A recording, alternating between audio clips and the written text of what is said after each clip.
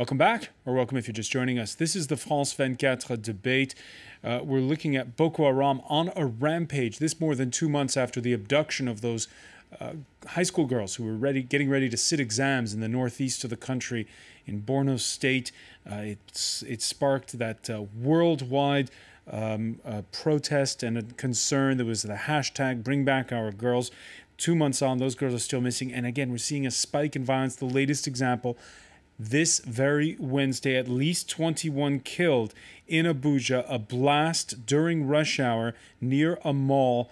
We're going to talk about it, cross over to the Nigerian capital in just a moment. Let's first, though, say hello to our panel. Joining us here in the studio, Patrick Smith, Editor-in-Chief of the Africa Report. Greetings. Ebenezer Okpokpo of the France-Nigeria Association, and also with us, journalist Louis Magloire-Kemayu. Welcome back. Let's go now to Abuja and join Chris Akenwa, broadcaster with Silverbird television and with Rhythm FM. Chris, what have you heard about this explosion?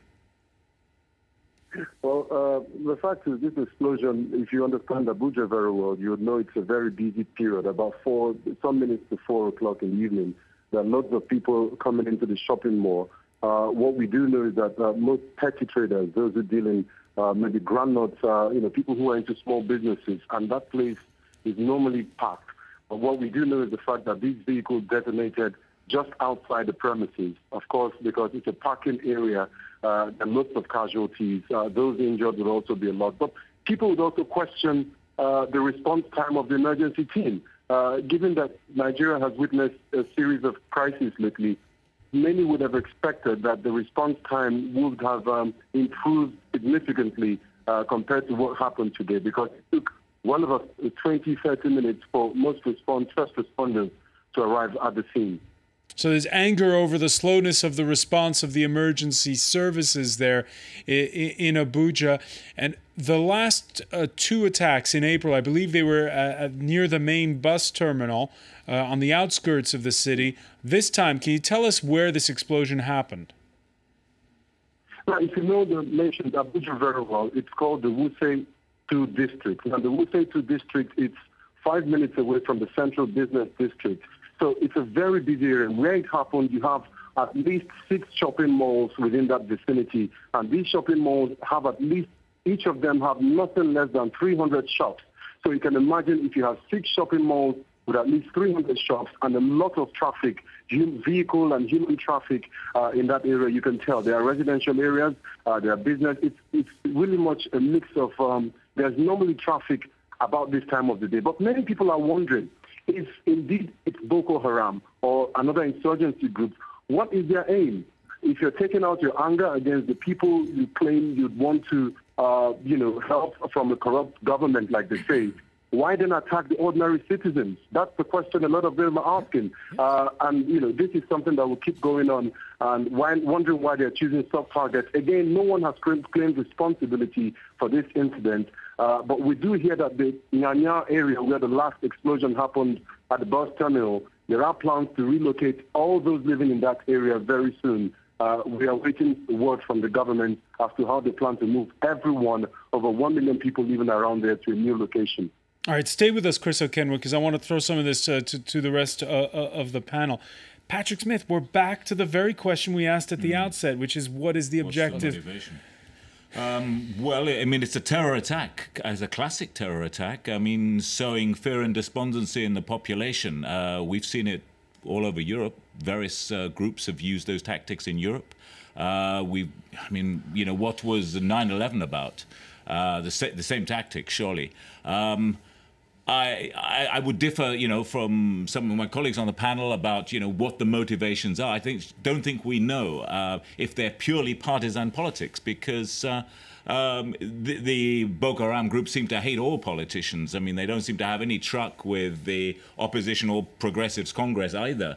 And they're targeting Christians, sure, but they're also targeting establishment Islamic figures. They killed last week. They killed attacked a group of emirs going to the funeral of another emir. They tried to assassinate the former emir of Kano, and they seem to be already opposing the new emir of Kano, the modernizing former central bank chief Lamido Sanusi. So I think it's a classic attack on the establishment. It's an attack on the wider population. And I think that the lesson from all this is the only way to deal with this is to foster the maximum social and political unity to deal with it. Sectionalism isn't going to be the answer. That's exactly what they're looking for. Just a remark here. When Boko Haram first started, they said our objective is to push away Western education from the north. That's what the name of the group means. Yes, in Arabic. That was its main objective. Yeah. It moved from there to another point, which meant yes, but when there was insurgency in the south, there was what we call an amnesty program. They wanted an amnesty program for them, but the fight is not the same thing. What MEND was doing in the south, MEND wasn't bombing innocent souls.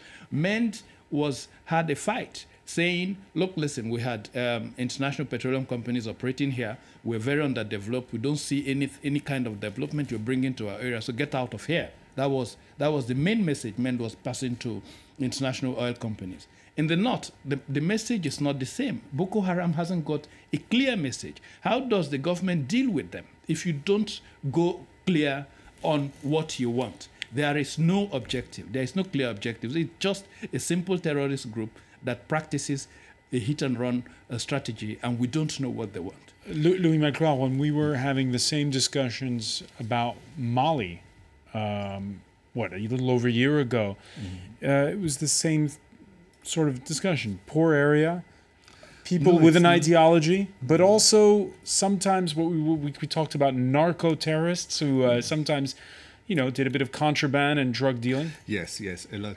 Yes. The fact is, we have an analysis we want to have the same from one country to another. Here we have a very specific issue. The fact is that they want to disqualify the current president from running another step to become again president.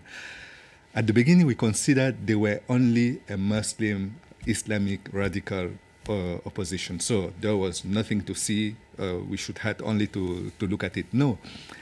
They wanted to disqualify the president, and they wanted to show how far the country is not ruled by Goodluck Jonathan, but ruled by the Occidental, the Western countries.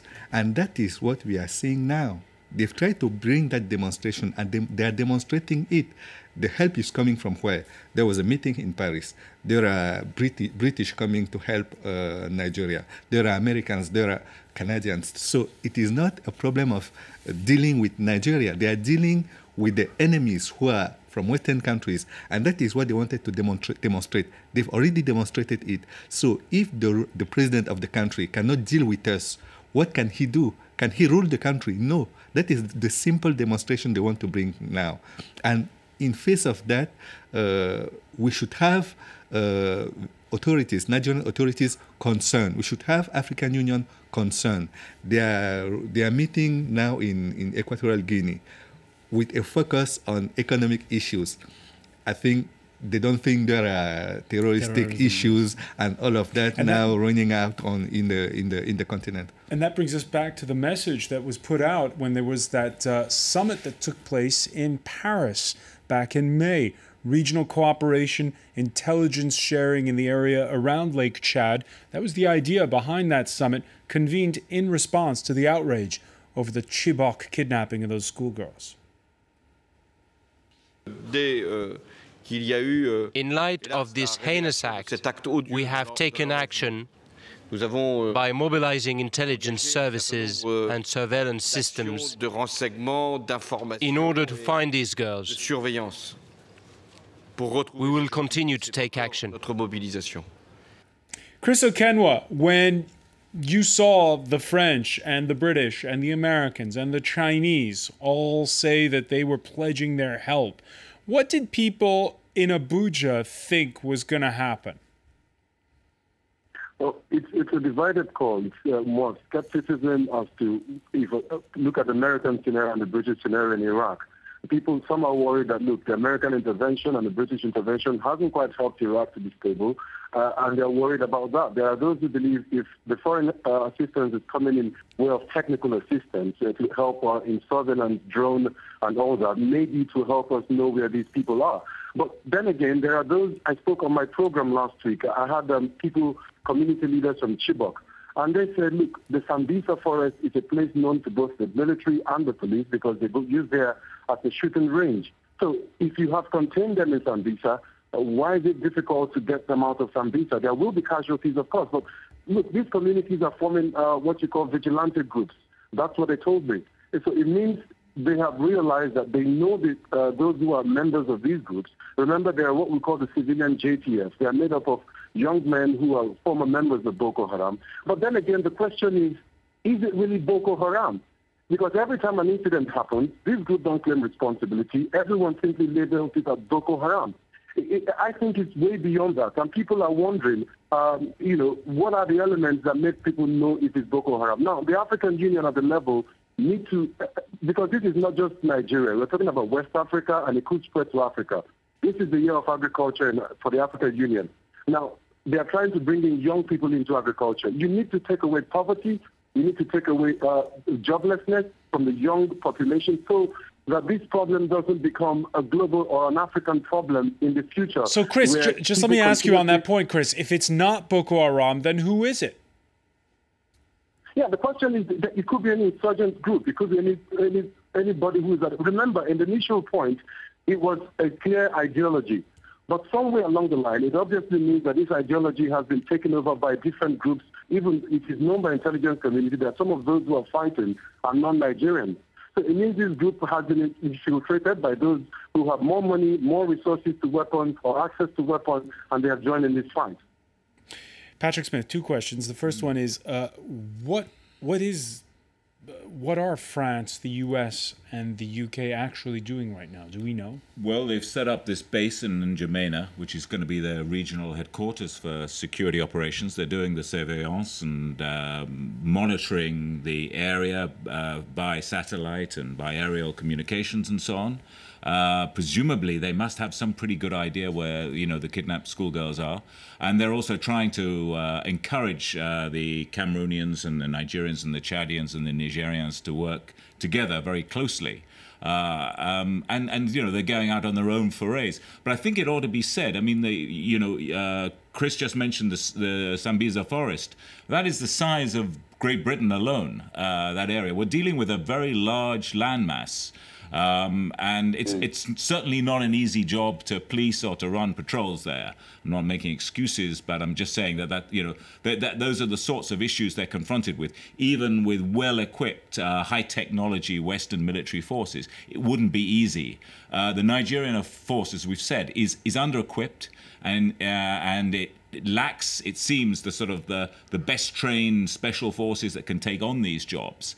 And I think that's part of what the foreign forces are trying to do, is to train a sort of an elite squad to go in, because we've seen time after time when there have been confrontations between Boko Haram and the military has come off very badly. And in the fact that Boko Haram have access to all these military uniforms, they have access to armored personnel carriers, which they've stolen from the military. We've seen them set up fake checkpoints and kill people. And they've actually attacked military barracks. They've actually attacked a prison in Abuja and to release some of their people. So you've seen a series of incidents that suggest that the military, despite receiving about $6 billion a year in a budget, they're still under-equipped. They're not paying their soldiers properly or enough to give them the incentive and the confidence to go into battle. And that brings us to my second question. How are these foreign advisors getting on with Nigeria's military? I think traditionally the Nigerian military, and if you go back a few generations to the end of the Civil War, the Nigerian military had a pretty sterling reputation, within Africa and beyond Africa. It was seen as a highly effective, highly professional force, and the fact that they solved the civil war, no victor, no vanquished, it won a lot of kudos for that.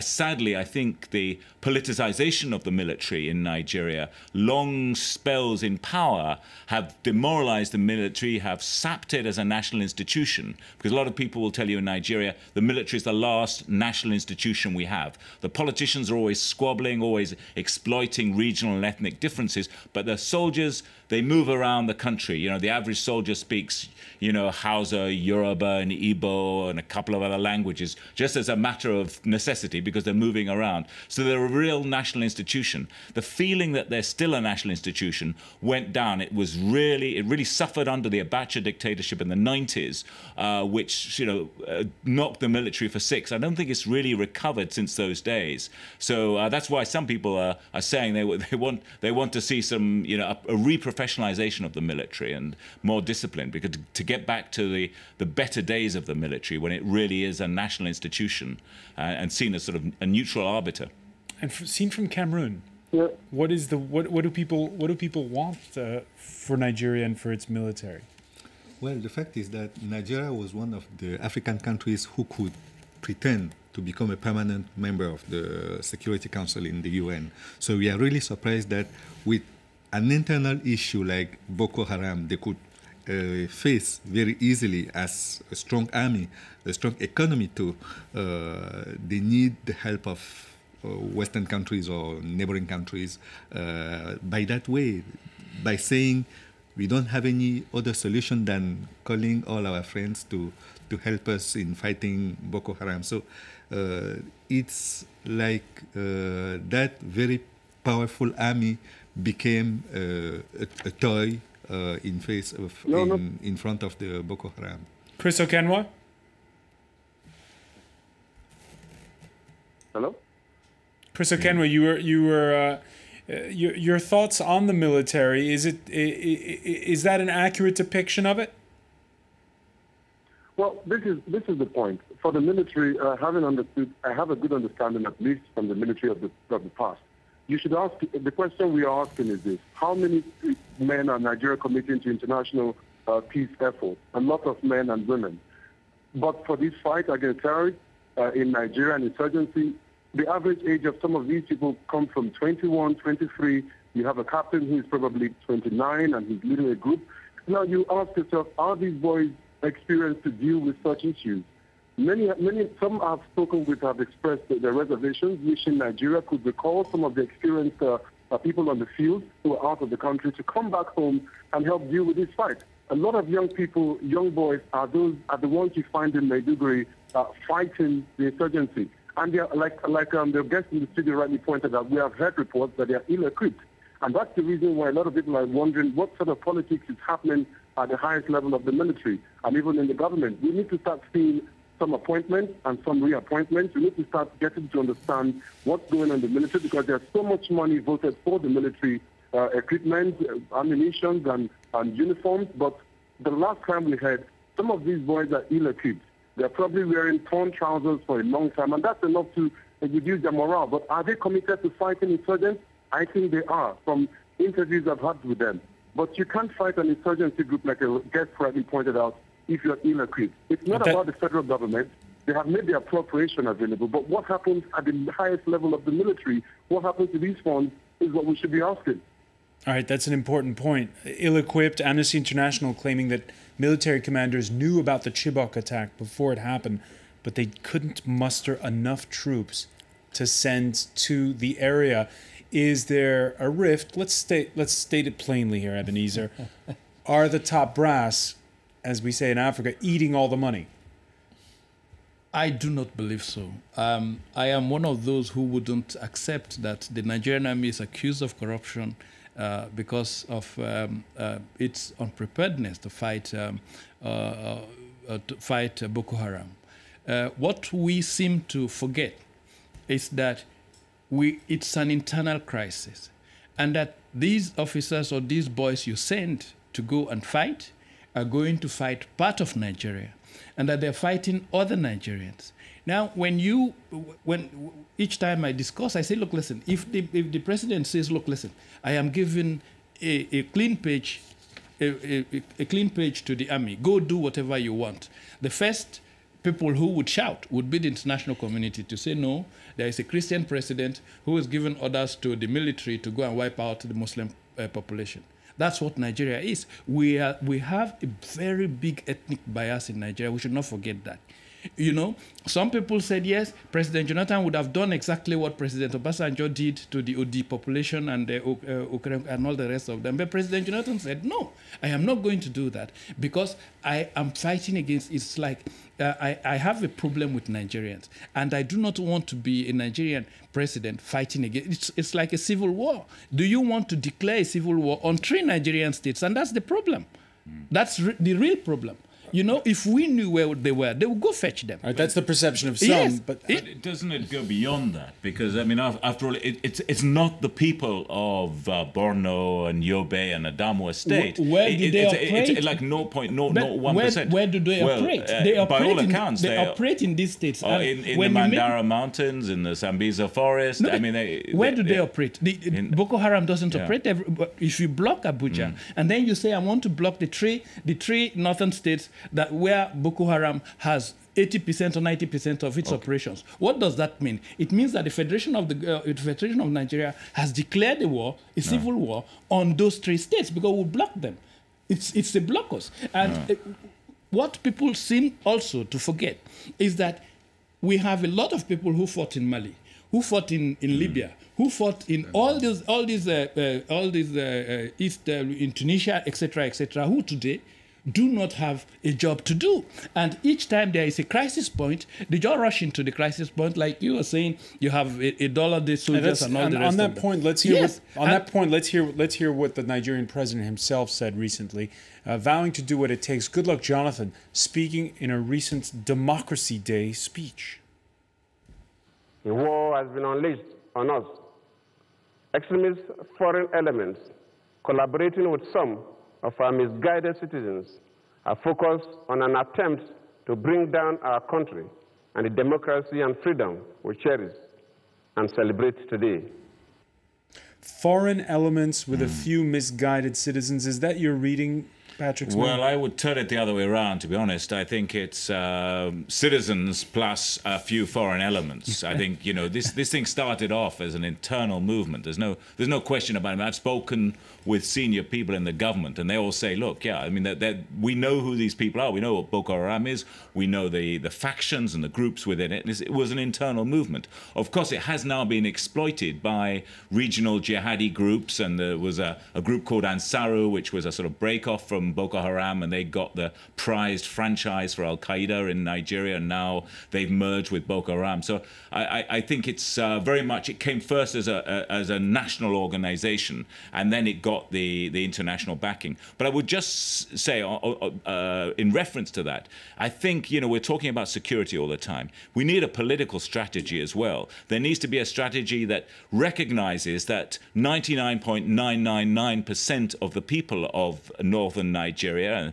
are not supporters of this group. What they are supporters of is a decent livelihood, jobs, agricultural and industrial development, and that's what they want to see. And there needs to be a coalition in favor of these things, a non-partisan coalition, and that's the answer. I mean, there has to be a political and a socio-economic track if this thing's going to be defeated. Otherwise, it's a downward spiral. And is that possible when you're already in this pre-campaign mode ahead of next February's presidential election? You need some really strong statesperson-like figures to stand above the fray and say, this is what needs to be done. This is a national emergency. We need to rescue the country from this, not just concentrate on winning votes for our party. We need to do more. We need to develop this area. And I think that's, you know, if you get people mobilized on that basis, I think you'll then see a lot more social resistance. At the moment, it seems there's a lot of apathy. It's almost fatalism. Well, this is the way this is going. What can we do? It's I think it's feeding into to a real sense of despondency in the society, and that's exactly what these groups want. I mean, it's all about sapping the national morale. All right, come up with a political plan. That's the where we'll leave it for now. I want to thank you, Patrick Smith. I want to thank Louis Magloire-Kemayu, Ebenezer Okpogbo. I also want to thank as well Chris Okenwa for joining us from Abuja. Stay with us. We'll have more on this story right here on France 24.